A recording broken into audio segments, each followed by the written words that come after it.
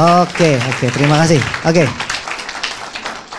Ya, pertama-tama saya ingin mengucapkan selamat kepada Anda yang telah bergabung. Karena Anda telah memilih sebuah keputusan yang tepat. Karena Anda memilih kendaraan yang tepat.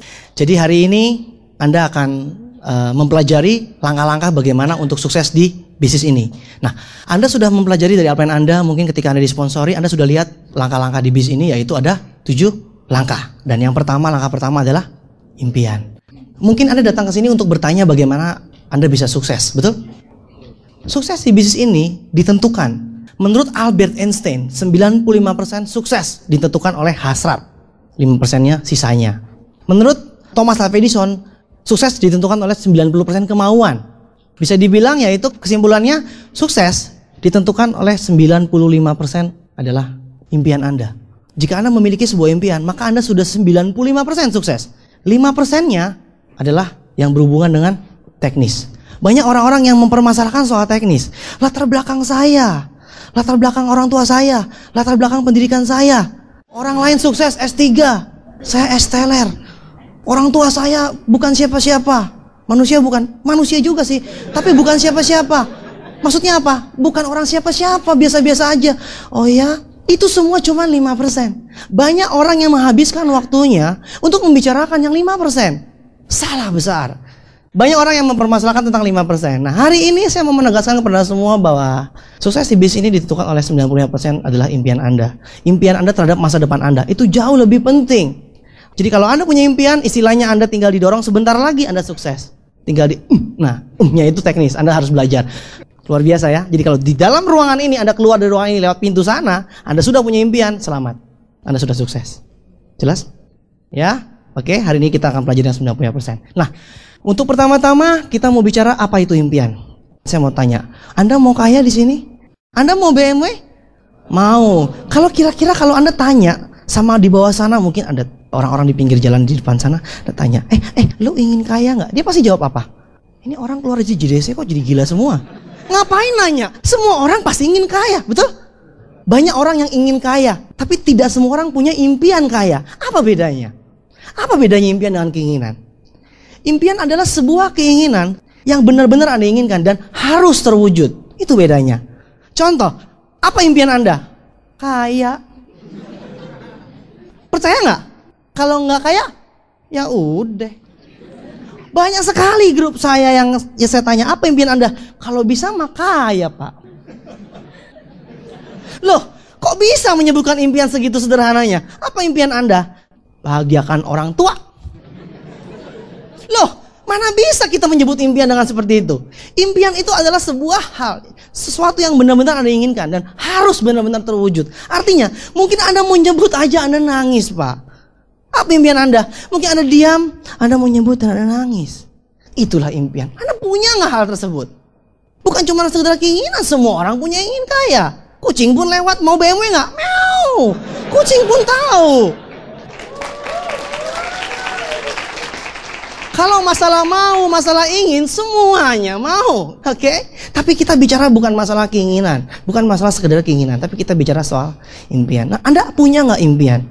Impian itu adalah alasan yang kuat, alasan yang sangat dalam sehingga Anda mau menjalankan bisnis ini. Walaupun dengan jungkir balik, walaupun dengan dihina, ditolak, tapi Anda akan terus jalan demi impian Anda. Anda punya nggak? Kalau enggak, percuma Anda mau training 350 tahun sampai Belanda datang lagi.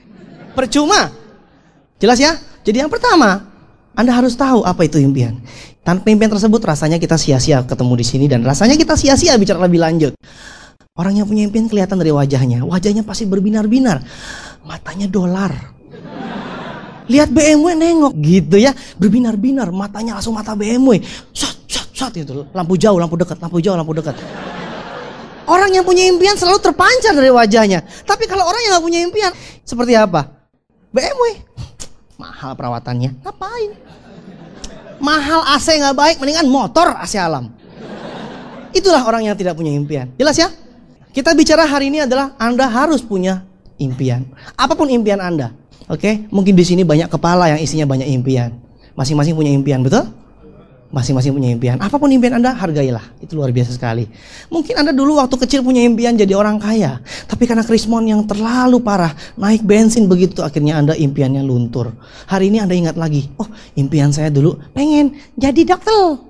Pengen jadi orang kaya. Waktu kecil itu loh Anda ingat lagi. Oke, kita harus belajar dari anak kecil. Anak kecil tuh kalau mau sesuatu tuh ngotot. Pokoknya kalau nggak dikasih permen, kalau nggak dikasih permen, mamanya langsung bilang, iya. Kan? Anak kecil aja ngerti kalau mau sesuatu tuh mesti ngotot. Tapi makin dewasa. Tapi banyak orang yang makin dewasa karena terlalu banyak tahu. Terlalu banyak tahu krismon. Bahkan bisa meramalkan. Tahun depan krismon tambah parah. Pertamax plus harga 1 juta per liter. Saking tahunya masa depan sehingga dia akhirnya impiannya luntur. Hari ini saya ingatkan kembali dengan impian Anda. Mungkin Anda masa kecil dulu Anda punya impian banyak. Pengen lihat hotel, pengen punya hotel. Waktu kecil kan gak ngerti hotel itu mahal, betul gak? Pengen punya bank, gak apa-apa Pak. Itulah gunanya impian Anda di bis ini. Oke, itu yang pertama, impian. Lah, kalau Anda sudah tahu impian, terus kenapa Anda harus punya impian? Apa alasannya? Impian itu adalah sebuah pikiran, betul? BMW, itu kan mikir namanya. BMW, rumah, betul gak? Mau naik haji, itu kan suatu pikiran, betul? Nah, duluan pikiran atau duluan tindakan kira-kira Bapak Ibu sekalian? Nah, kira-kira orang bisa sampai ke bulan, orang mikir dulu atau sampai ke bulan dulu baru dia mikir? Anda bayangkan Neil Armstrong sampai ke bulan dia kaget. Wow, indah sekali. Di mana ya? Lihat pelang. Bulan. Oh, di bulan. Dia telepon, Mama, Neil Armstrong di bulan loh. Kok bisa nyasar ke bulan ya? Orang kira-kira kalau punya pabrik mesti mikir dulu nggak punya pabrik?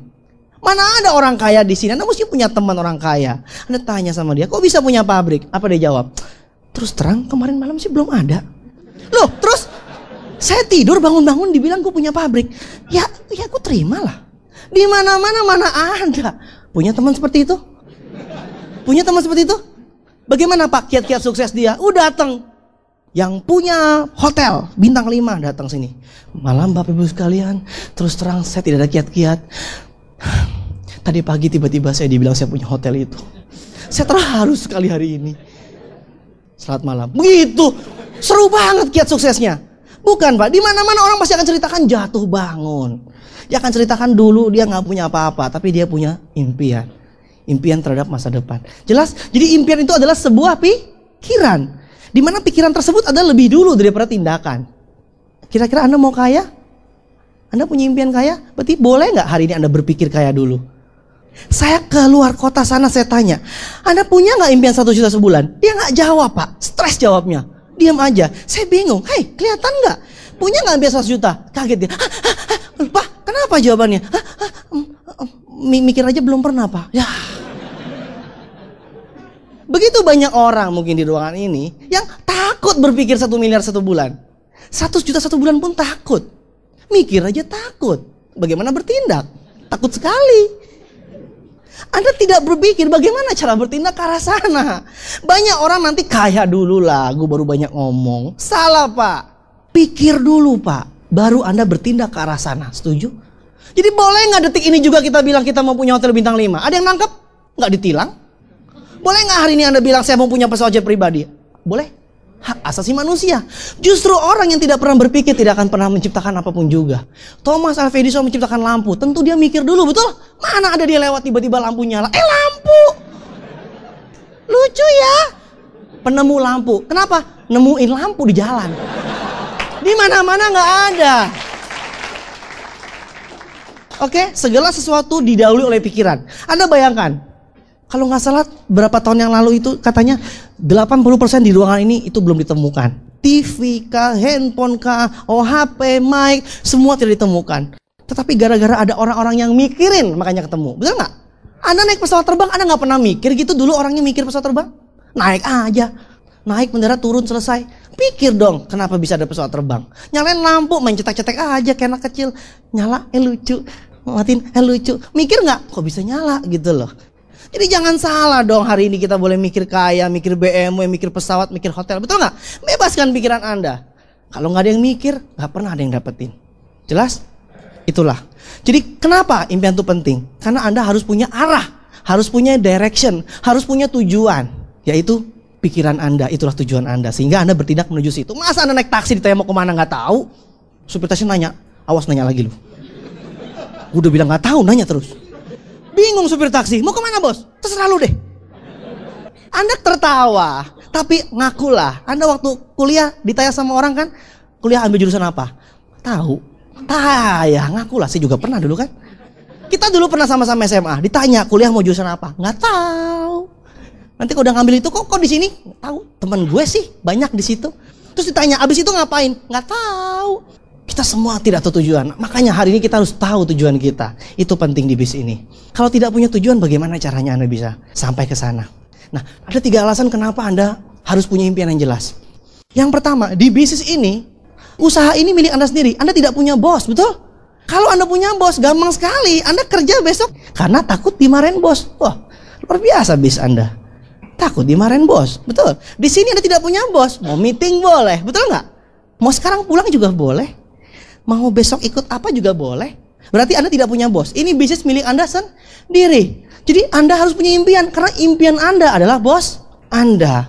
Anda mau tidur, capek mau bangun. Aduh, hujan-hujan nih, janji presentasi. Nggak punya bos. Coba punya bos, mati gue bisa dimarahin kan gitu. Nah kalau di bisnis ini, impian Anda bos Anda. BMW, Anda bangun. Demi impian Anda. Anda harus tahu bahwa ini bisnis adalah milik Anda sendiri. Itulah alasan pertama kenapa Anda harus punya impian. Yang kedua, di sini modalnya sangat kecil, tidak ada resikonya. Anda bayangkan kalau masuk bisnis ini modal 200 juta, Anda ditempelengin orang, ditolak orang, digebukin orang, tetap aja sponsor orang, betul? Udah rugi 200 juta, betul nggak? Anda di sini ya masuk aja ditolak, nggak bisa gue, betul nggak? Tapi coba Anda buka toko modal 2 miliar, digebukin, pecahin kaca juga ada pasang kaca lagi, betul nggak? Ada orang gila masuk di sana, ngerampok, Anda buka lagi toko itu karena Anda sudah banyak modal di sana. Di sini bisnisnya modalnya kecil, jadi Anda begitu gampang untuk jatuh, begitu gampang untuk mundur. Jadi Anda harus punya impian yang jelas, karena Anda tidak mengeluarkan modal di sini dan tidak ada resikonya. Jelas ya? Jadi Anda harus punya impian yang jelas. Alasannya karena ini bisnis modalnya kecil dan tidak ada resikonya. Itu yang kedua. Nah, yang ketiga, supaya Anda bisa keluar dari zona kenyamanan. Banyak orang yang saya lihat nyaman, banyak orang yang saya lihat pergi pagi, pulang petang. Ya, Anda tahulah terusannya. Pas-pasan. Setiap pulang nonton TV, nonton liputan 6, liputan 7, liputan 8, liputan 9, lucu sekali. Buletin malam, bulet-bulet, semuanya ditonton. Anda mungkin kebiasaan seperti itu, udah nyaman hidupnya. Betul? Anda merasa, aduh ngapain saya susah-susah lagi? Hidup itu nyaman. Anda harus punya impian yang jelas supaya Anda tidak nyaman. Setiap hari kok rumahnya seperti ini, mau renovasi gitu. Punya kolam renang 1, mau bikin kolam renang 2. Aduh, udah punya mobil 1 nih, nggak nyaman nih. Kayak mobilnya itu terus beli mobil kedua. Kayaknya istri pakai sepatu merah nih, kayak cocok mobil merah. Besok beli mobil merah. Kayaknya sepatunya istri kuning nih, cocok beli mobil kuning. Beli mobil kuning. Nggak nyaman. Kalau kita sudah punya impian yang jelas, kita bisa nggak nyaman hidupnya. Kalau Anda tidak punya impian yang jelas, Anda pasti akan nyaman karena tidak punya tujuan apa-apa. Hidup bagaikan air, mengalir begitu saja. Walaupun keruh nggak apa-apa. Banyak gak orang seperti itu? Kita harus menjadi orang yang luar biasa. Janganlah nyaman dalam hidup. Gue gak mati kok, buktinya sampai sekarang. Iya, ngerti, saya juga gak mati. Kenapa? Saya gak usah ngapa-ngapain juga hidup kok gitu. Saya suka ketemu tuh. Saya tanya, Pak gimana Pak? Saya buktinya selama ini anak saya sekolah, semuanya beres. Saya rumahnya jelek, mobilnya jelek, semuanya butut. Dia bilang bisa hidup. Orang itu hanya hidup untuk hidup biasa-biasa saja. Mati pun biasa-biasa saja. Yang datang orang biasa. Naik mobil biasa. Petinya biasa. Terus biasa. Anda mau gitu hidup seperti itu? Biasa aja. Anda lewat gitu, tetangga lewat. Siapa tuh? Orang biasa. Gitu. Coba kalau ada orang spesial lewat. Orang spesial lewat. Banyak yang dadah gitu sok kenal. Banyak yang sok kenal kalau Anda jadi orang luar biasa. Ya, jadi alasan yang ketiga adalah Anda harus keluar dari zona kenyamanan. Makanya Anda harus punya impian yang jelas. Oke? Itu alasan kenapa Anda harus punya impian yang jelas di bis ini. Begitu banyak orang-orang yang takut bermimpi. Mimpi aja takut. Saya dulu di keluarga lucu. Mau punya BMW tahun depan. Keluarga saya langsung bilang, "Nak, Dek, mimpi jangan tinggi-tinggi. Kalau jatuh sakit loh. Saya sendiri mengalami seperti itu, Pak. Nggak usah Anda. Habis ikut training tuh kepala kebakar sampai keluarga rumah. Mau punya BMW tahun depan. Mimpi jangan tinggi-tinggi. Kalau ketinggian jatuh sakit loh. Ya bedanya sama JDC. Di JDC semuanya positif. Kenapa di rumah jadi begini? Mungkin Anda juga seperti itu. Betul? Takut bermimpi. Karena lingkungan Anda bilang mimpi jangan tinggi-tinggi. Alias hati-hati kalau gagal. Jadi Anda takut bermimpi karena Anda takut gagal, takut jatuh. Ngapain juga? Saya punya contoh. Anda tahu gajah nggak? Gajah sirkus itu ketika besar, dia dewasa, ternyata gajah itu bisa mengangkat 1 ton katanya ya. Dia bisa ngangkat pohon. Tembok pun roboh. Tapi lucu gajah sirkus, diikat di sebatang kayu. Gini aja dia dang ting ting tang ting tung ting tang ting tung. Loh, gajah, kamu mau kemana? Gak bisa pergi gue. Menurut Anda dia bisa pergi nggak? Kalau mau. Sebenarnya dia mau nggak pergi? Kenapa nggak pergi? Karena dia dari kecil ternyata tuh diikat, setiap dia mau coba lari, sakit. Dia cuman pikir apa? Sakit. Berarti kalau gua sakit, titik, udah. Ketika dia besar, ketika dia gede, dia lihat ini sakit, sakit gitu. Padahal kalau dia mau ditiup aja juga udah mental, itu pasak ya. Jadi jangan seperti gajah sirkus. Yang bilang dia tidak bisa pergi siapa? Dia sendiri. Jadi kalau misalkan gajah sirkus itu kita undang ke JDC, bayangkan jika gajah sirkus itu datang di sini dan ditanya, kenapa Anda tidak pergi? Dia akan bilang, saya tidak bisa. Dari kecil saja saya sudah buktikan saya tidak bisa. Anda semua yakin dia bisa pergi? Dia yakin dia tidak bisa pergi. Dan dia bilang, saya lebih kenal diri saya siapa. Suka dengar nggak seperti itu? Saya tuh lebih tahu dari kecil saya seperti apa. Dari kecil saya udah coba. Udah deh, jangan ikut campur urusan gua. Betul nggak? Jadi si gajah ini suka begitu. Saya ini dari kecil sudah tahu. Nggak usah ikut campur. Anda lucu nggak ngelihatnya? Anda yakin dia bisa pergi. Tapi kenapa dia nggak pergi? Karena dia berpikir tidak bisa. Dia takut untuk bermimpi. Karena takut sakit lagi. Daripada gue coba, lebih baik gue nyaman. Tang ting tang ting tung. Kalau dia ngamuk, itu sirkus bisa bubar Pak kalau mau. Tuh kandang-kandang juga bubar kalau dia mau. Tapi dia tekun gitu. Suruh masuk kandang, masuk. Si pelatihnya bilang nih gajah apa gajah satu. Lucu kan? Anda ketawa kan? Makanya jangan jadi gajah ya. Iya ya. Jangan ketawa aja gitu loh. Tapi merenung. Siapa ya gajahnya? Jadi kayak kenal gitu. Kayaknya gue kenal gajah seperti itu. Kayaknya tahu deh. Nanti pulang ngaca Nanti pulang ke rumah lihat, siapa tahu ada gajah. Kayaknya kenal banget, kenal deket, sahabatku gitu. Begitu banyak training-training yang terkenal di luar negeri mengatakan bahwa musuh terbesar adalah diri sendiri. Kalau Anda mau tahu musuh terbesar, ngaca. Dibilang begitu. Kasar banget. Iya namanya ngaca. Musuhnya iya. Gue itu mah iya. Itu dia tuh. Musuh terbesar diri sendiri. Makanya gajah itu juga seperti itu. Harusnya dia bisa pergi tapi dia nggak pergi. Jelas? Jadi jangan jadi gajah. Jadi yang pertama Anda harus berpikir dulu. Anda bisa. Ya, jangan takut bermimpi. Jangan takut gagal. Ngomong-ngomong, saya punya anak. Anak itu kalau waktu lahir, waktu belajar jalan suka jatuh nggak? Jatuh. Terus jalan lagi nggak? Anak kecil aja lebih bebal daripada Anda semua. Jatuh, nangis. Mamanya nengok, udah ya. Mama tahu gue jatuh, jalan lagi. Anak kecil aja bebal, tapi makin dewasa jatuh, trauma. Kenapa anak kecil lebih pintar daripada orang dewasa? Anak kecil aja tahu kalau jatuh naik sepeda mesti bangun lagi. Kenapa Anda orang dewasa tidak tahu kalau Anda jatuh harus bangun lagi? Kenapa? Terlalu pintar kan? Terlalu bijaksana toh? Terlalu dewasa. Maka dari itu Anda jangan takut bermimpi. Satu lagi contoh mungkin Thomas Alva Edison menemukan lampu. Dia mencoba sebanyak 2000 kali. Ya ampun 2000 kali itu banyak. Anda putus cinta 3 kali aja udah gak mau pacaran lagi. Ini 2000 kali loh. Gila, kesetrum kiri, kesetrum kanan. Dia masih coba terus. Itu luar biasa Thomas Alva Edison. Ketika dia mencoba lampu ribuan kali gagal. Orang bilang buktinya gagal. Dia bingung. Ribuan kali sudah dicoba tapi gagal. Akhirnya dia coba terus. Tiba-tiba meledak. Buar, meledak. Kereta api meledak. Ruang laboratorium meledak. Terus semua pegawainya bilang, Pak kita telah gagal. Si Thomas bilang apa? Gagal. Hari ini kita berhasil meledakkan. Tidak ada kata gagal dalam kamusnya. Akhirnya berikutnya gudang rumahnya kebakaran. Papanya marah-marah. Thomas, kamu ngapain aja? Lihat rumah kita kebakar. Si Thomas begini. Hari ini kita melihat indahnya api, Papa. Kenapa penemu besar seperti itu ya? Justru itu. Dia tidak takut gagal. Gagal tuh gak masalah. Thomas Edison menemukan lampu sampai dia tuli. Gara-gara meledak terus kupingnya tuli. Tapi makin tuli makin asik. Kenapa? Dulu mungkin banyak yang ngeledekin dia. Mana buktinya lampu? Betul gak? Tapi ketika dia budek, semua ngeledekin gak kedengeran. Dia bingung. Kok sekarang dunia baik ya? Gak ada yang ngeledekin gue lagi. Dia jalan terus. Lucu ya. Makanya kadang-kadang orang kebanyakan kuping, kebanyakan tahu. Makanya udah tutup aja tuh kuping gitu. Jadi kalau tetangga bilang, mana buktinya BMW? Kita cuma dengar. Kita kan, tumben tetangga gue baik. Udah cuek aja.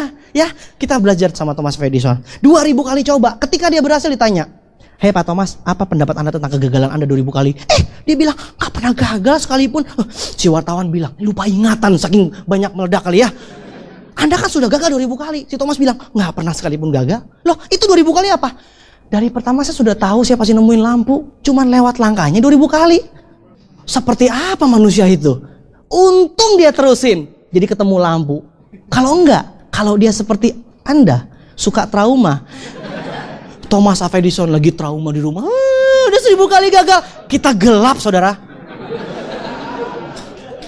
Untung Thomas Edison bukan orang Jakarta. Bayangkan jika semua penemu itu orang-orang yang trauma. Bayangkan jika penemu pesawat orang-orang trauma. Sekali jatuh udah gak mau. Kita ke Medan jalan kaki berenang. Lampu gak ada. Anda bayangkan dapat BMW gak ada lampu. Lilin. Lilin besar, lilin kecil. Kalau ada angin besar mati. Anda mesti turun. Sama pacar bilang, "Sorry ya, angin besar." Anda pakai kereta nyalain. Gak ada lampu, bagaimana indahnya dunia ini. Anda bisa tertawa, tapi bayangkan orang luar biasa bisa menemukan lampu. Untung dia gak trauma. Apa gunanya trauma? Anak kecil kalau semua trauma, matilah kita semua anak kecil. Ayo jalan, jatuh. Seluruh dunia semuanya lumpuh anak-anak. Kenapa? Karena semua anak trauma gara-gara keturunan Anda. Salah. Jangan jadi trauma. Jadi kalau Anda trauma, dengar-dengar trauma itu penyakit keturunan loh. Bercanda. Emangnya saya dokter? Cuma nakutin aja, jangan jadi orang trauma. Nanti anaknya semua trauma. Kita punya anak keturunan gak bisa jalan semua. Kami semua trauma. Ayo nak jalan. Trauma. Papa sih trauma terus hidupnya. Malu kan kalau anak kecil bilang begitu. Oke? Kentucky Fried Chicken menemukan Kentucky 1009 kali tolak. Anda bayangkan. Sekarang sudah besar dibilangnya jagonya ayam. Enak aja jagonya ayam. Mama saya aja gak pernah saya tolak walaupun gosong. Dia cuma satu ayamnya. Si Kentucky 1009 kali si Colonel Sanders ditolak. Umur 65 tahun atau 67 tahun. Anda bayangkan sekarang dia jagonya ayam. Tidak ada orang besar tanpa gagal. Tidak ada orang besar tanpa ditolak. Justru karena dia berani bermimpi, dia berani gagal. Satu lagi, Abraham Lincoln. 45 tahun ditolak jadi presiden. Keterlaluan. Ngotot, lama-lama dipilih juga. Mungkin rakyatnya capek kali ya. Saya nggak tahu dengan Anda. Itu presiden terpilih. Presiden terkenal. 45 tahun ditolak. Aduh, jujurlah Anda seminggu. Keluar dari NDT semangat toh. BMW gitu, seminggu penuh ditolak. Apakah Anda mau datang minggu depan? Jawab. Seminggu ditolak, apakah Anda mau? Makanya pulang dari sini, go BMW. Minggu depan telepon, lu gimana? Go apa? Go beca. Kok berubah? Lebih realistis dong. Anda sekarang BMW. Anda tahu nggak seminggu ke depan Anda ditolak terus tiap hari, apa yang terjadi? Anda pasti lemas. Abraham Lincoln 45 tahun ditolak. Jadi apapun juga ditolak. Kebayang gak sih? Dia ngotot. Saya baca di bukunya. Istilahnya begini ya. Daftar jadi ketua RT ditolak. Dia jadi ketua RW. Gak tahu diri. Dia daftar jadi ketua RW ditolak. Ngelamar jadi lurah. Jadi lurah ditolak. Dia ngelamar jadi camat. Bupati, gubernur. Terus MPR, wakil presiden. Sampai 45 tahun kemudian dia bilang begini. Terakhir dia ditolak jadi wakil presiden misalkan. Dia bilang begini. Selama 45 tahun ternyata saya salah. Begitu. Orang pikir kapok. Dia bilang gini. Selama 45 tahun saya baru tahu kalau saya calon presiden. Gitu gak tahu diri. Anda bayangkan. Betul. Anda boleh baca deh. Anda boleh mengenal itu orang besar. Kenapa ditolak makin ngotot. Anda ditolak langsung. BMW, aduh berarti gue Baleno cocoknya. Baleno aduh becak cocoknya. Oh bajai cocoknya. Tambah lompat tambah turun. Jangan takut bermimpi Pak. Jangan takut gagal. Orang besar adalah orang yang selalu gagal. Di mana-mana orang besar adalah orang yang terlalu banyak gagal. Sehingga terlalu ahli di bidang tersebut. Jelas? Jadi nggak ada orang yang bukan di bidangnya. Tidak ada orang yang tidak bakat. Adanya orang yang takut bermimpi. Hari ini Anda harus temukan impian Anda. Bagaimana caranya Anda menemukan impian Anda? Anda bisa baca buku berpikir dan berjiwa besar. Sehingga setelah baca buku itu Anda bisa sadar bahwa pikiran besar, jiwa yang besar, impian yang besar adalah membuat orang yang besar. Orang besar adalah orang yang punya impian yang besar. Anda harus baca buku supaya Anda berani berpikir besar. Manusia hanya batas sampai di pikirannya. Di pikirannya bilang saya punya uang 1 triliun, maka dia ada punya uang 1 triliun. Di pikirannya bilang saya hanya punya uang 100.000, maka 100.000 lah batasnya. Manusia batasnya hanya dari sebuah pikiran dia. Oke? Selain buku Anda bisa dengarkan kaset. Kaset-kaset yang berisi success story. Anda dengarkan, oh ternyata dia juga bisa. Sama-sama perawat, sama-sama ibu rumah tangga, sama-sama karyawan, oh sama-sama mantan preman. Kalau Anda ikut dengar kaset, Anda dengar, wih gila. Orang gitu aja bisa, berarti saya juga bisa. Anda bisa menggali impian Anda dengan melihat pengalaman orang lain. Lalu Anda juga bisa menemukan impian Anda melalui pertemuan. Di pertemuan-pertemuan orang berjejer di depan. Nama Budi, pekerjaan kontraktor. Kontraktor juga bisa. Nama Lucy, ibu rumah tangga. Ibu rumah tangga juga bisa. Ya kan? Nancy, SMA. Oh SMA juga bisa.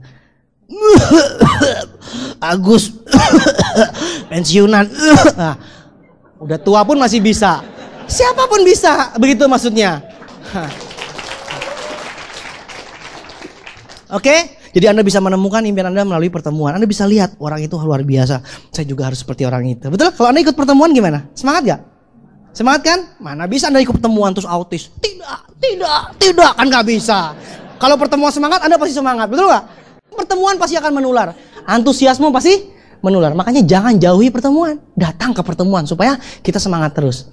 Lalu berikutnya Anda bisa menggali impian Anda lewat meluangkan waktu ya. Anda bisa jangan sibuk terus tiba-tiba tua kaget, udah tua gitu. Terus bilang sama cucunya, "Kamu hati-hati hidup." Itu sok bijaksana. Jangan, makanya mumpung masih ada waktunya Anda luangkan waktu sejenak mikir. Anda mau jadi apa nanti? Ya, 2 tahun ke depan aja kira-kira Anda mau jadi apa? Pernah nggak Anda pikirkan? Anda renungkan. Kira-kira 2 tahun lagi Anda punya penghasilan berapa sih? Pernah nggak Anda mikir, 2 tahun ke depan saya mau punya penghasilan segini gitu. Ambil malu-malu, 100 juta sebulan. Gitu malu-malu. Saya pengen seperti itu. Pernah nggak sih Anda bayangin? Anda merenungkan Anda mau jadi apa, punya penghasilan berapa. Anda mau, mungkin Anda pikirkan rumah. Mau punya rumah ada kolam renangnya gitu.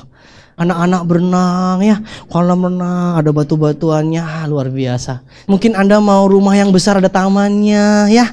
Anda mungkin pernah bermimpi Anda mobil, istri pakai baju merah, mobil merah. Ya, besok bajunya hitam, mobil hitam. Showroom memangnya ya.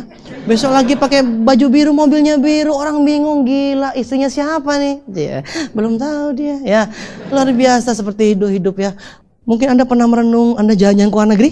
Di rumah tuh ada papan tulis, isinya luar negeri semua. Anda lihat peta, di sebelahnya peta. Negara mana yang belum ya? Ethiopia, besok Ethiopia, gitu. Anda bayangkan, Anda bisa keluar negeri dengan bebas, Anda bisa bawa orang tua Anda. Dia juga kalau senang-senang keluar negeri kan, orang tua kan apalagi yang ibu-ibu tuh senang keluar negeri, shopping, nomor 1. Kalau ditanya, yuk mah mau nggak nih kita keluar negeri? Jangan buang-buang uang, gitu kalau ibu-ibu. Udah keburu beli tiket, oh iya, gitu. Gitu mama, jangan ketipu sama mama. Mama itu pengen sebenarnya, ya kan? Kalau misalkan kita bilang, oh mama nggak mau, ya udah. Si mama bilang, ih anak itu diri. Mama tuh pengen, gitu. Kita bahagiakan dong orang tua kita. Papa kita suka mobil. Kalau mama kita suka shopping sama suka rumah. Ya, ulang tahun kasih rumah. Pernah nggak sih merenung seperti itu? Mama kita kagetin. 2 tahun ke depan saya kasih kunci rumah. Dia kaget gitu. Kagetnya seneng. Gitu. Seneng langsung, Tuhan lihat anak saya gitu. Papa kita kasih kunci mobil. Papa kita langsung. Ini mobil saya. Aduh. Luar biasa hidup ini ya. Banyak survei mengatakan orang tua yang miskin punya anak miskin akhirnya meninggal, apa yang dia bilang? Nangis-nangis di kuburan. coba ditanya di survei katanya, kenapa kamu nangis? Aku belum bisa membalas budi, betul nggak? Nangis terus kerjanya. Ngapain nangis? Cari duit yang banyak, bahagiakan orang tua. Ngomong-ngomong bahagiakan orang tua pakai duit. Kencing aja pakai duit. Ada yang orang anti uang, munafik, anti uang. Uang mau bukan segalanya. Kencing aja pakai duit. Masa di mall nggak punya uang kagak kencing? Gak ada duit gua, aduh. Uang tuh perlu Bapak. Dengan uang Anda bisa bahagiakan keluarga Anda, betul? Anda bisa beli rumah, Anda bisa beli mobil, Anda bisa beli apapun juga buat orang tua Anda. Anda pikirkanlah, keluar negeri ajak orang tua. Waduh, orang tua Anda suatu saat mama Anda ditelepon. Mah, mama sudah kemana aja? Mama lagi di Kutub Utara. Ngapain? Habis kemana lagi? Loh, mama udah ke tempat lain sudah. Mama ngapain di Kutub Utara? Prospek penguin. Mama lagi cerita sama penguin. Anak mama luar biasa. Luar biasa hidup ini. Nggak malu-maluin kan pas mati kan? Nggak malu-maluin. Pas mati ketemu orang mati semua gitu cerita. Bisa bikin OPP. Nggak malu. Bisa bikin OPP di sana. Orang tua kita kesaksian. Anak saya sukses berkat. Kita sukses mah dibawa sampai mati loh. Anda mau jadi apa ketika mati nanti? Ya, terus Anda mungkin dari segi sosial Anda bisa membantu orang lain, senang nggak? Anda tuh kalau udah kaya pasti senangnya bantu orang lain. Anda senang nggak sih kalau tetangga Anda kredit motor nggak lunas-lunas, tiba-tiba gara-gara Anda tahun depan naik BMW gitu, aduh mau nangis ya lihatnya seperti itu ya. Saya ke Jogja kemarin, saya dijemput sama orang naik mobil, mukanya bersinar-sinar. Saya bilang, emang kenapa kamu senang banget? Iya, mobil saya dinaikin Pak Luis. Loh, emang kamu dulu naik apa? Sepeda Pak. Hah? Sepeda? Iya, sepeda 80.000. Sekarang mana? Hilang Pak, diambil orang. Anda bayangkan saya bisa merubah orang naik sepeda jadi punya mobil. Kalau tahun depan naik BMW. Siapa yang bisa melukiskan perasaan seperti itu Pak? Gara-gara Anda Pak. Anda datang keluar kota ke Kalimantan. Anda datang ke luar negeri. Orang salaman dengan Anda, pelukan dengan Anda di bandara. Terima kasih Pak, ini BMW saya. Kenal juga enggak? Iya Pak, saya cucu Anda buyut. Gara-gara Anda keluarga kami berubah. Aduh luar biasa sekali hidup ini ya.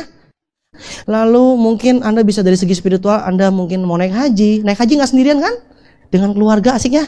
Menaik haji orang tua. Anda bisa ke tempat-tempat ibadah yang suci sesuai dengan agama Anda masing-masing. Anda bisa ke sana. Gak ada salahnya toh. Ibadah aja pakai duit.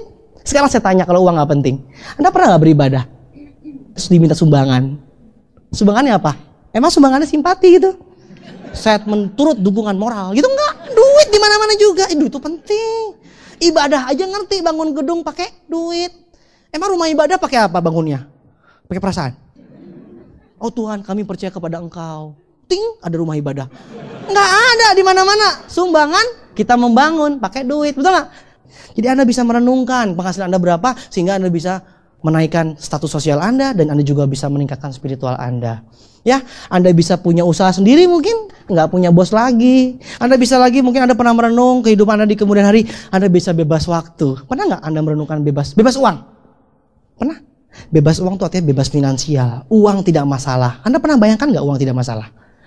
Anda jalan-jalan kemana-mana, Anda bisa belanja apapun juga buat keluarga yang Anda cintai. Mama Anda beli baju, beli kosmetik, istri Anda beli kosmetik biar cantik, Anda beli deh semua tuh. Kalau perlu tokonya, dibeli semua di store-nya.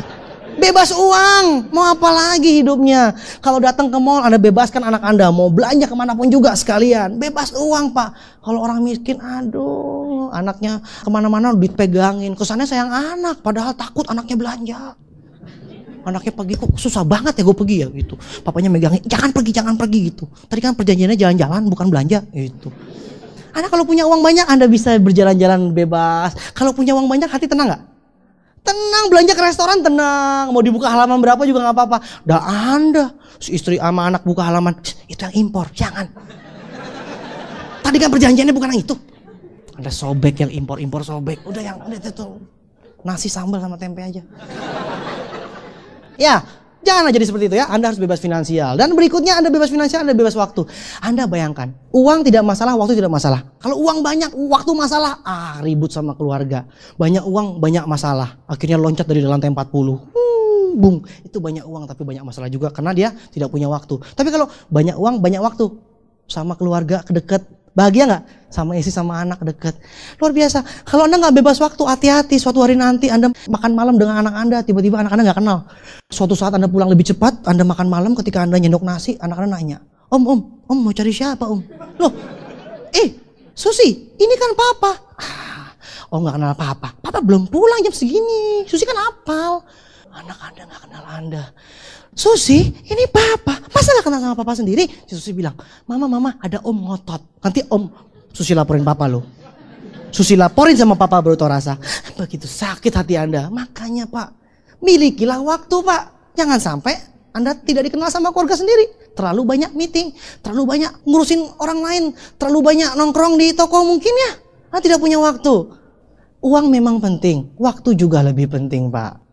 Makanya kita menawarkan bebas uang, bebas waktu. Passive income, uang bisa datang tanpa Anda aktif lagi. Suatu hari nanti, 2-3 tahun ke depan, Anda akan dapatkan uang terus. Anda akan kerepotan untuk belanja. Setengah mati masalah baru kelebihan uang. Anda bingung, mau beli apa lagi? Datang lagi uang. Aduh, akhirnya Anda bilang sama istri, kalau kamu sayang sama saya, cepat habiskan uang saya. Saya terlalu berat beban saya. Bagilah beban kita seimbang. Saya bagian pemasukan, Anda bagian pengeluaran. Gitu. Kan hidup ini seimbang. Jadi, apakah Anda pernah merenungkan Anda bebas uang, bebas waktu di kemudian hari? Oke, Anda bisa bayangkan hidup Anda jika terjadi seperti itu. Jelas ya? Anda bisa temukan impian Anda. Yang penting dari hari ini kita berkumpul di sini adalah Anda menemukan impian Anda. Karena impian tersebut adalah 95% pengaruhnya untuk sukses. Oke? Nah, kalau Anda sudah menemukan, hati-hati, Anda mesti melindunginya. Karena impian kita gampang dicuri orang. Saya di sini semangat pulang ke rumah, gua tahun depan pasti dapat BMW. Tetangga kita semua nengok. Sampai gigi gondrong, motor nggak lunas-lunas, istri pun nggak lunas-lunas sampai sekarang. Loh, kok istri gue belum lunas? Oh, mas kawin aja minjem sama gue. Wah, mas kawin minjem. Sampai sekarang nggak pernah kaya-kaya, BMW lagi boro-boro. Anda pasti lemas, betul nggak? Anda siap nggak menerima seperti itu? Anda harus melindungi impian Anda karena banyak yang nyuri Pak, banyak maling. Sekarang saya tanya, rumah Anda kalau dikotorin mau nggak? Anda lagi nyapu-nyapu, terus ada yang lempar sampah, pluk, orang ngajar, nyapu lagi, dilempar lagi, cung, pluk, marah nggak? Ya kan? Kenapa Anda nggak marah kalau otak Anda dilemparin sampah sama orang? Hahaha. Hahaha. Anda dicuri impian Anda dengan ditaruh sampah. Lu tuh nggak mungkin, nggak bisa, ngaca. Anda harus melindungi impian Anda karena banyak maling, banyak yang nyuri. Mungkin orang tersebut adalah orang dekat Anda, suami, istri, seranjang, ya sambil ngelus-ngelus. Pak, Anda tuh bukan bakat jadi diamond, Papa. Elusannya sih menarik, tapi kata-katanya, Bo. Pak, Anda sudah keturunan miskin seperti ini, kok aneh-aneh, Papa. Sayang, muka lu miskin, sayang. Iya, saya ikut training di Malaysia sana, diajarin bahwa nasihat adalah pembunuh. Hati-hati dengan nasihat. Kenapa? Karena nasihat orang sekitar kita biasanya pembunuh. Dia bilang apa? Bukan masalah dia jahat, tapi dia sangat sayang kepada Anda. Ingat, kalau Anda nggak mencapai impian Anda pasti down, betul? Dia langsung bilang, udahlah nggak usah tinggi-tinggi, betul nggak? Makanya dia berusaha keras supaya Anda tidak berjuang. Karena kalau Anda berjuang nggak dapat, akhirnya kita sedih dan dia juga sedih. Orang dekat kita tuh bukannya jahat, tapi dia terlalu baik. Kita kan ngerti tujuan dia. Nggak apa-apa dong, kalau kita sayang sama dia, kita teruskan bisnis ini dan tahun depan kita bahagiakan dia. Buktikan BMW parkir di depan rumah. Langsung dia bilang, oh kamu sudah berubah tampang kaya ya sekarang ya Papa. Anda tahu Michael Dohan yang balap motor? Dulu waktu belajar motor, mamanya bilang, Dohan, kamu jangan balap-balap motor. Ngebut-ngebutan. Awas ya, Papa jewer, Mama jewer gitu. Ketika kejuaraan dunia, dia ngotot dia terus balap-balapan. Mama papanya duduk paling depan. Ayo Dohan, kamu pasti bisa. Cepat, cepat. Kenapa? Papa mamanya sayang sama dia. Kalau misalkan balapan jatuh gimana anakku sayang. Tapi gara-gara suka balapan akhirnya masuk ke kejuaraan dunia. Ayo cepat, jangan lambat-lambat, cepat. Orang tua Anda tuh sayang sama Anda. Keluarga Anda tuh sayang sama Anda. Bukan dia jahat, tapi hati-hati. Banyak yang ingin mencuri impian kita tanpa sengaja. Mungkin orang dekat Anda. Atau mungkin teman-teman Anda, saudara-saudara Anda. Yang dia tahu kalau Anda duduk sama dia tuh, Anda tidur sama dia ngorok sama-sama. Mungkin dia bilang, lo tidur aja ngorok sama-sama gue. Bagaimana caranya lo bisa terima BMW tahun depan? Nggak mungkin. Mungkin ada banyak orang-orang yang ingin menghentikan impian kita. Oke? Anda mesti melindungi impian Anda, jangan dicuri orang-orang lain. Nah, bagaimana cara Anda melindungi impian Anda? Yang pertama, pulang dari sini Anda buat daftar. Sedikitnya 100 keinginan Anda. Baju 5 juta, gaun 10 juta, sepatu mahal, jam tangan ada berliannya, BMW peleknya berlian. Apa aja deh yang penting 100. Saya nggak tahu ya, Anda punya keinginan berbeda-beda. Mungkin Anda mau mobil baru, mungkin Anda mau rumah di mana, apa aja keinginan Anda ada tuliskan di sana. Ingin mengajak orang tua ke luar negeri, tulis di sana ya. Anda mau ke Tokyo, Anda mau ke tembok Cina, Anda mau lihat kanguru mungkin. Say hello sama kanguru di Australia kan, hai, gitu kan. Anda mungkin mau ketemu koala ya. Kemana saja Anda tulis, oke? Tuliskan 100, gunanya apa? Karena setiap hari Anda lihat ini, Anda semangat. Saya punya keinginan banyak. Lama-lama Anda bisa tahu mana impian Anda yang sebenarnya dari sana. Kalau 100 keinginan Anda tulis. Ntar lama-lama Anda bisa tahu. Banyak orang yang bilang begini. Di buku ada tulisan seperti ini. Nggak mungkin kita dapatkan semua impian kita. Kita punya impian segitu banyak. Tapi nggak mungkin kita dapat semuanya. Buku itu mengatakan, tapi dipastikan orang yang tidak pernah punya impian tidak akan pernah mendapatkan apa-apa. Kan tadi kan kita udah sepakat. Nggak punya pikiran tidak akan pernah bertindak. Tidak akan pernah bertindak, tidak akan dapat apa-apa. Jadi Anda harus mempunyai daftar keinginan sehingga kemungkinan akan tercapai. Daripada Anda tidak tulis, Anda tidak dapat apa-apa. Jelas? Itu yang pertama. Yang kedua, Anda bisa melindungi impian Anda dengan cara Anda visualisasikan impian Anda. Nah, ini yang penting. Anda bisa visualisasikan impian Anda. Cari gambarnya. Siapa yang mau punya rumah bagus, foto rumah bagus, tempel di dinding Anda. Atau Anda buat dream book ya. Di dream book itu Anda bisa tempelkan rumah, mobil, apa saja Anda inginkan, lapangan bola, lapangan tenis pribadi, helikopter, pesawat, segala macam. Atau mungkin Anda bilang, saya mau bahagiakan orang tua Anda pasang orang tua Anda di situ wajahnya. Ya, Anda pasang di dream book Anda. Impian jangka pendek, jangka menengah, jangka panjang, Anda tempelkan di situ semua. Visualisasikan impian itu penting. Kenapa? Karena kalau tidak divisualisasi, banyak orang yang tidak setia dengan impiannya. Lupa. Tapi kalau divisualisasikan, orang bisa ingat terus dengan impian tersebut. Anda bisa tempel di tempat-tempat yang Anda sering lihat. Anda buat dream book, Anda bisa visualisasikan impian Anda. Nah, survei di Amerika mengatakan bahwa 60% manusia tidak punya impian yang jelas. Jadi dia hidup jalanin apa adanya. Anda pernah ketemu gak dengan orang seperti itu? Menjalani hidup apa adanya. Dedek, mau ngapain? Apa adanya aja hidup tuh. Bagaikan air. Walaupun keruh, iya gak apa-apa. Yang penting mengalir. Gitu. 60% ini hidup di bawah rata-rata. Dan rata-rata mereka semua masalah finansial. Biasanya tiap akhir bulan ngutang. Hidup dari bantuan orang lain. 60% manusia seperti itu. Lalu 30% manusia punya impian, tapi samar-samar. Impiannya gak jelas. Jadi kalau ditanya, mau kaya gak? Mau sih. Mau mobil? Ya mau lah. Semua orang juga mau gitu. Tapi dia tetap melakukan hal rutinitas setiap hari. Terus melakukan setiap hari. Alias mungkin mereka punya rutinitas, tapi tidak jelas impiannya kemana. Kehidupannya rata-rata.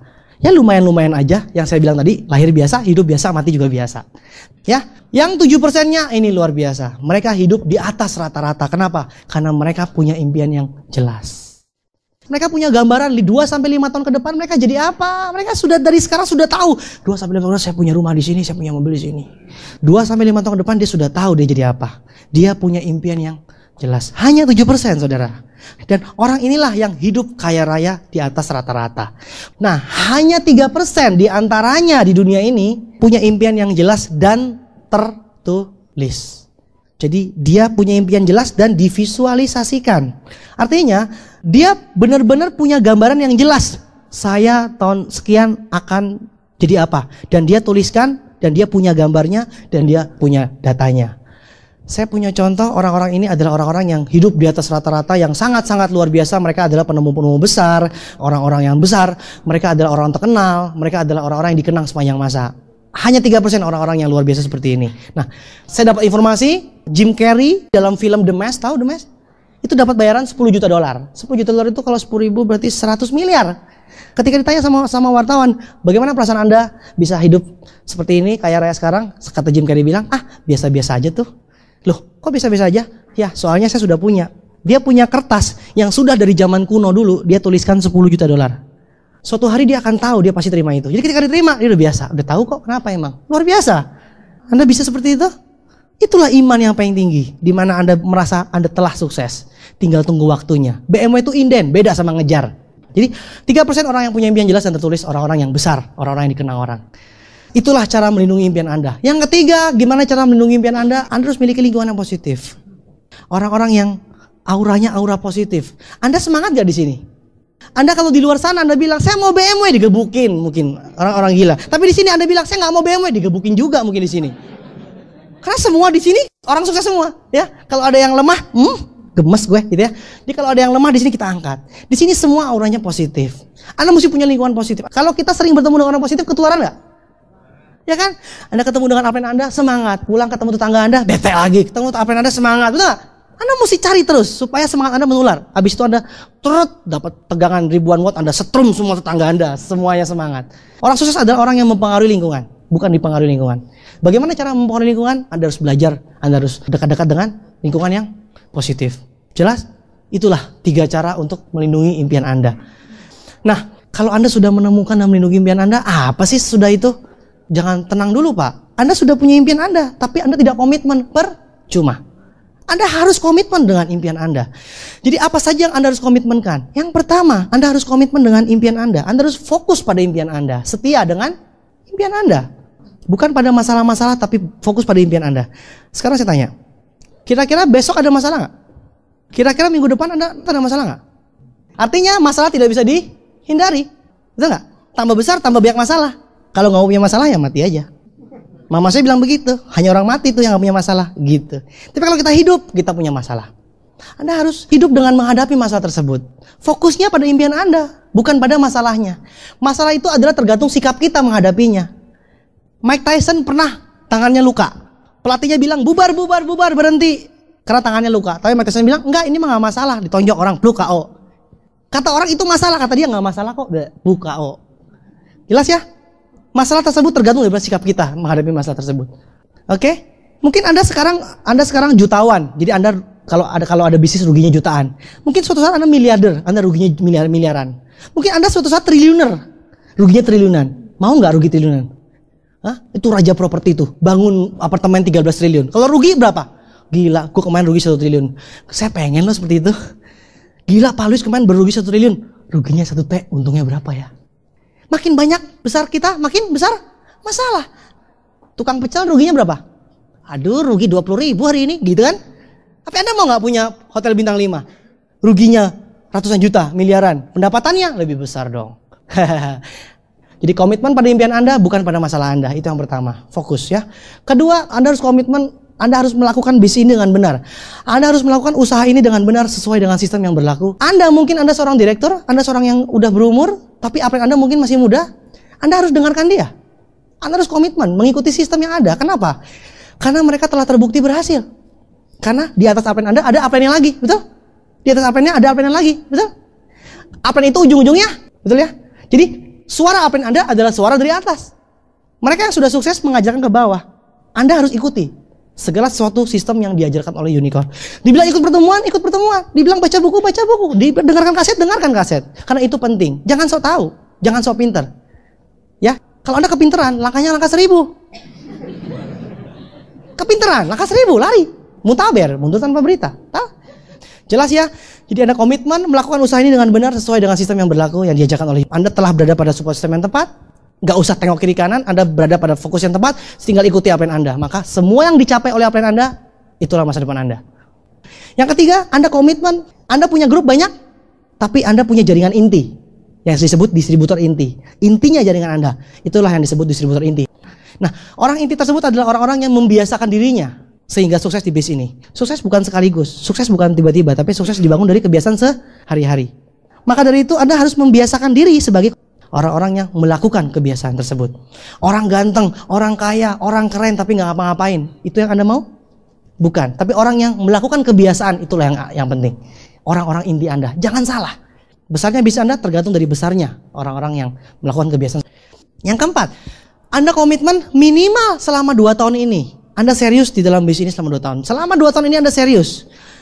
Alam mengajarkan ada musim tanam, ada musim panen. Ada nggak petani yang habis tanam besok kagak menuai, dasar sawah. Terus nanam di tempat lain. Petani aja ngerti sekarang nanam kapan nuainya. Betul? Sama. Kita membangun aset, kita pengusaha, kita investasi. Ya, kita bukan dagang sayur yang sekarang jualan besok dapat duit, bukan. Tapi kita investasi. Investasikan waktu Anda 2 tahun ini. Lihat hasilnya. Anda bangun aset selama 2 tahun. Anda akan freedom. Anda mau nggak tukar 2 tahun Anda dengan seumur hidup Anda? 2 tahun Anda ada bangun aset dan sisanya Anda freedom sampai mati. Luar biasa. Kalau Anda tidak mau bekerja keras selama 2 tahun ini, Anda tidak mau komitmen selama 2 tahun ini, maka Anda akan mengalami hidup yang keras. sampai mati. Apakah itu yang Anda inginkan?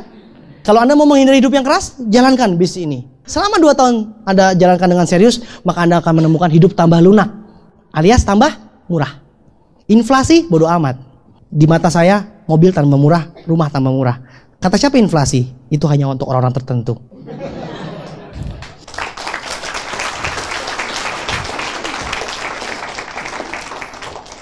Wah, sekarang zaman sudah berubah, semuanya susah. Iya, zaman sudah berubah, semuanya gampang. Gitu, kita melawan arus. Orang kaya, beda. Ya, pada akhirnya, bisnis ini dipengaruhi oleh 4 faktor. Yang pertama adalah faktor perusahaan. Jadi perusahaan sudah beres? Produknya bagus? Bagus sekali produknya, mujizat. Begitu banyak yang sembuh setiap hari, membantu orang. Jadi soal perusahaan, nomor 1 sudah beres? Sudah terbukti. Berpeganglah pada perusahaan yang tepat. Kalau Anda mau diwariskan ke keturunan Anda. Kalau Anda mau tidak diwariskan, Anda ikuti aja perusahaan yang lain, yang mungkin tahun depan tutup. Tapi kalau Anda mau diwariskan, Anda ikuti perusahaan yang besar. Itu yang pertama. Kedua, support system. Oke? Anda sudah ikuti tempat yang tepat, berarti support system Anda sudah tepat. Kalau Anda mau besar, ikuti yang besar. Anda mau kecil, ikuti yang kecil. Gampang kan? Jelas, itu yang kedua. Kita punya semuanya, kita punya kasih, kita punya pertemuan, kita punya langkah-langkah, Anda tinggal ikuti. Maka masa depan kita adalah masa depan Anda. Berikutnya, yang ketiga adalah faktor garis sponsorisasi Anda. Anda berasal dari upline, di mana upline tersebut adalah di mana semua sudah terbukti. Siapapun dia, umur berapapun dia, ikuti dia. Karena suaranya adalah berasal dari upline Anda.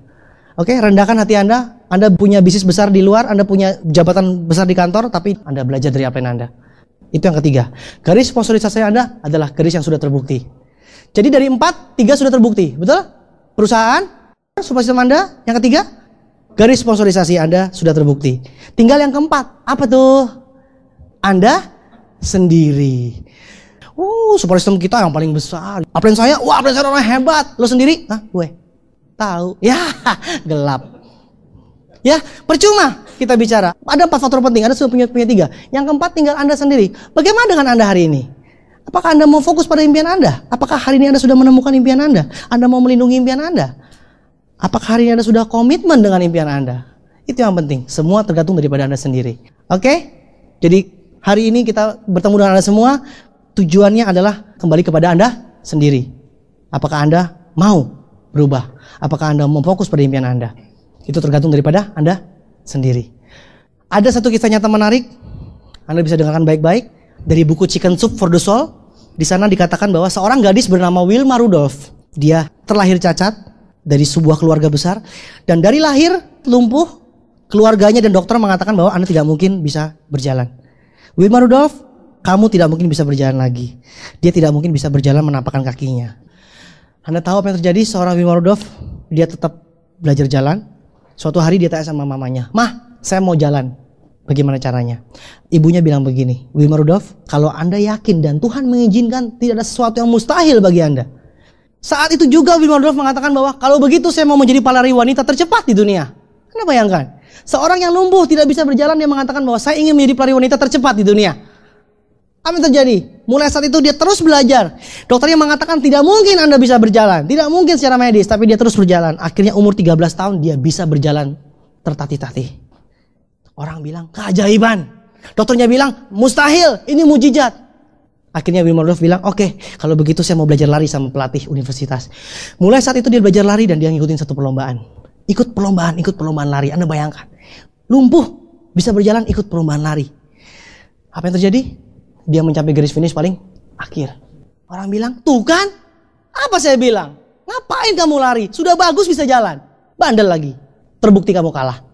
Setiap perlombaan diikutinya dia selalu mencapai garis finish paling akhir. Setiap perlombaan diikutinya selalu mencapai garis finish paling akhir. Dan semua orang mengatakan, "Sudah Wilma Rudolph, berhenti." Fakta mengatakan kamu tidak bisa lari. Setiap orang menyuruhnya berhenti, tapi dia fokus pada impian dia. Saya mau jadi pelari wanita tercepat di dunia. Secara teknis apakah dia bisa? Lari aja gak bisa. Bagaimana mau lomba lari? Tapi secara impian, full heart. Dia terus lari. Akhirnya suatu saat dia berhasil memenangkan perlombaan. Semua terdiam dan mungkin semua orang bilang kebetulan. Tapi Tuhan mengatakan lain. Sejak saat itu Wilma Rudolph terus berlari dan terus memenangkan perlombaan. Setiap perlombaan diikutinya dia selalu juara. Mungkin semua orang mengatakan selalu kebetulan. Manusia tidak bisa belajar toh? Tuhan menunjukkan cara, tapi manusia tidak bisa belajar. Akhirnya kisah nyata ini ditutup dengan hal yang paling menarik di dunia. Seorang Wimar Rudolph mencatat rekor sejarah. Dia berhasil memenangkan 3 medali emas Olimpiade dunia. Bisakah Anda belajar dari fakta yang barusan saya ceritakan? Bisakah Anda belajar bahwa sesuatu yang paling tidak mungkin, sesuatu yang mustahil telah terjadi? Bisakah Anda belajar dari seorang gadis yang fokus dan konsisten pada impian dia? Dia tidak menekan orang lain, dia hanya satu fokus, dia harus juara. Bagaimana dengan Anda? Apakah Anda mau mengatakan tidak mungkin sukses? Mana lebih mungkin? Wimar Rudolph menjadi juara lari atau Anda yang masih sehat? Anda bilang Anda tidak mungkin kaya. Sebelum Anda mengatakan tidak mungkin, ingat cerita tadi. Satu lagi pesan saya, fokus pada impian Anda. Demi orang-orang yang dicintai. Raih impian Anda. Wujudkan impian Anda. Mari kita sama-sama bergandengan tangan. Mari kita sama-sama menuju impian kita. Kita sukseskan, kita wujudkan impian kita bersama. Demi orang-orang yang dicintai.